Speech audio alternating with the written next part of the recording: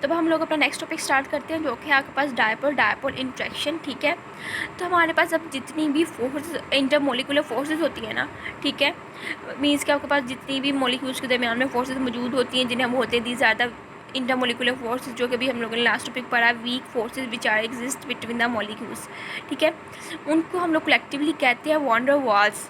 ठीक है, अब ये जो वॉन डर वाल फोर्सेस होती हैं, ये आपके पास क्या होती हैं, ये इलेक्ट्रिकल इन नेचर होती हैं। ठीक हो गया, मीन्स की चार्जेस से मिलकर बनी होती हैं, ये चार्जेस पे कंसिस्ट करती हैं, इसलिए हम इन्हें बोलते हैं these are the electrical in nature. उसके बाद अगर आप ये देखो कि ये जो आपके पास इलेक्ट्रिकल होती हैं, ठीक है, या ये जो वंडर वाल फोर्सेज है, ये क्रिएट होती हैं, ये कैसे क्रिएट होती हैं आपके पास। ठीक है, तो अब आपको पता है कि आपके पास जब बॉन्डिंग होती है तो कुछ आपके पास एटम्स जो हैं वो इलेक्ट्रॉन गेन करते हैं, कुछ लूज़ करते हैं। ठीक है, तो कुछ उनकी वजह से उनके ऊपर कुछ चार्जेस आ जाते हैं, ठीक है, पॉजिटिव और नेगेटिव। अब ये जो पॉजिटिव और नेगेटिव चार्जेस आ जाते हैं, इन चार्जेस की वजह से आपके पास जो एटम्स होते हैं ना, उनके ऊपर ये चार्ज आता है और ये वहाँ पे इलेक्ट्रिकल फोर्स ये जनरेट होती है, जिसे इंटरमोलिकुलर फोर्स जनरेट होती है, जिन्हें हम कहते हैं these are the electrical in nature.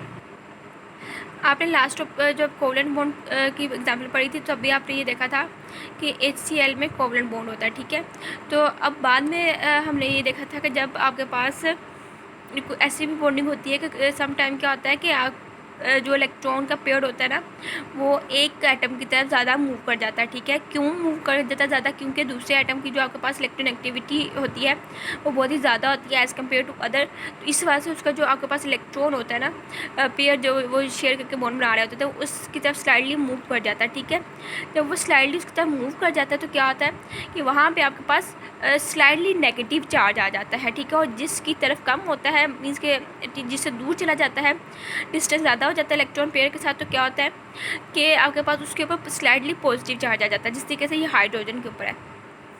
ये जो हम लोगों ने एग्जांपल स्टडी की थी, हम लोगों ने पोलर और नॉन पोलर बॉन्ड्स के दरमियान में स्टडी की थी। ठीक है, तो वहाँ पे हम लोगों ने ये देखा था कि जो आपके पास क्लोरीन है, उसकी इलेक्ट्रोनेगेटिविटी ज़्यादा होती है एज़ कम्पेयर टू हाइड्रोजन। तो क्या होता है, जो इनके दरमियान में आपके पास बॉन्ड शेयर हो रहा होता है ना, तो वो क्या होता है कि वो ये वाला जो बॉन्ड है वो क्लोरीन की तरफ मूव करके चला जाता है। ठीक है, अब जब क्लोरीन की तरफ मीन्स कि ज़्यादा उसकी अट्रैक्शन हो जाएगी और HCl जो हाइड्रोजन है उसकी तरफ कम होगी, तो क्या होगा, क्लोरीन के ऊपर स्लाइडली नेगेटिव चार्ज आ जाएगा और हाइड्रोजन के ऊपर स्लाइडली पॉजिटिव चार्ज आ जाएगा।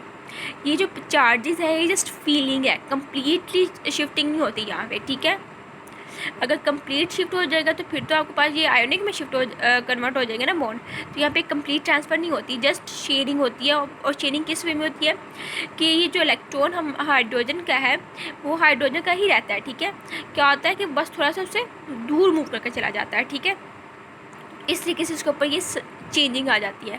अब ये जो आपके पास स्लाइडली पॉजिटिव और नेगेटिव चार्ज आता है, इनके ऊपर ये क्यों आता है, ये अनइक्वल शेयरिंग ऑफ इलेक्ट्रॉन की वजह से आता है।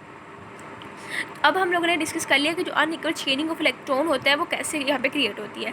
ठीक हो गया, तो अब जो हम लोगों ने ये पढ़ा है कि क्लोरीन ज़्यादा इलेक्ट्रोनेगेटिव है, इसलिए आपके पास जो ये पेयर है इसकी तरफ चला जाता है, और ये हाइड्रोजन लेस इलेक्ट्रोनेगेटिव है, इसलिए इससे थोड़ा फार अवे मूव कर जाता है। ठीक है, अब इसकी वजह से ये चार्जेस क्रिएट हुए हैं, ये जो फोर्सेज और अट्रैक्शन जो है वो क्रिएट हुई हैं। अब ये जो फोर्सेज हैं ये सम टाइम परमानेंट भी क्रिएट रहे हो जाते हैं, मीन्स के ऑल टाइम ऐसे ही रहे, और सम टाइम ये जब ठीक है ये सेटल डाउन भी हो सकती हैं, ये चार्जेस रिमूव भी हो सकते हैं कि इक्वल शेयरिंग हो जाए। क्लियर, अब अगर हम लोग ये देखें कि आपके पास जो डायपोल इंट्रैक्शंस हैं वो कैसे बनता है, ये इसके जो हाउ डायपोल डिवेल्प, हम लोगों ने हमारा टॉपिक ये है ना डायपोल इंट्रैक्शन। तो अब सबसे पहले हमें ये पता होना चाहिए कि जो डायपोल है वो कैसे बनता है।